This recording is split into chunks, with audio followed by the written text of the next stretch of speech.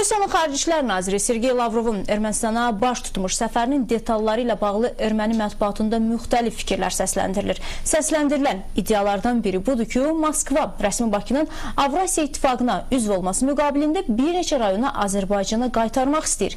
Və səsləndirilən bu iddialar nə dərəcədə realdır? Ayşəm Rüstəmovanın reportajı.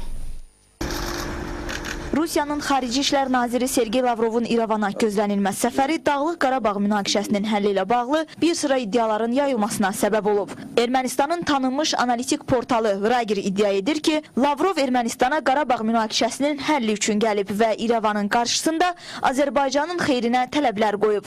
Portal yazır ki, hakimiyyətə yaxın dairələrdən əldə edilən məlumata görə Rusiya Ermənistanı bir neçə rayonu qaytarmağa, razı salmağa çalışır. Bunun əvəzində isə Azərbaycanı Avrasiya İttifaqına üzv olmağa razı salmaq niyyətindədir. Sergey Lavrov isə erməni həmkarı ilə görüşdən sonra mətbuat konferansında deyib ki, Ermənistan və Rusiya ciddi şəkildə bir-birinə arxalana bilər. Rusiya Xarici İşlər Nazirliyinin rəhbəri qeyd edib ki, tərəflər Dağlıq Qarabağ münaqişəsinin həlli istiqamətində səylərini davam etdirməlidir. Lavrov həmçinin Rusiyanın ATƏT-in Minsk qrupunun həmsədri kimi prosesdə fəal rol oynamağa davam edəcəyini vurğulayıb.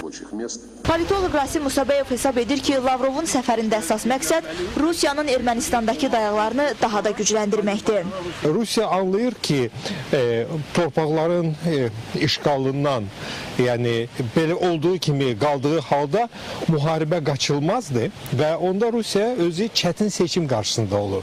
Ermənini boş bıraksa Azərbaycan onu cəzalandıracaq. Ermənilərin tərəfində çıxış etsə Azərbaycanla münasibətlər, Türkiyə ilə münasibətlər çox ciddi korlanacaq. Bugün bu Rusiya üçün də lazım deyil. Rusiya mətbuatı isə Lavrovun Ermənistan səfərinin əsas mövzusunun Ermənistanda Rus aviasiya qrupunun gücləndirilməsi və yeni zenit komplekslərinin yerləşdirilməsi barədə olduğunu qeyd edir.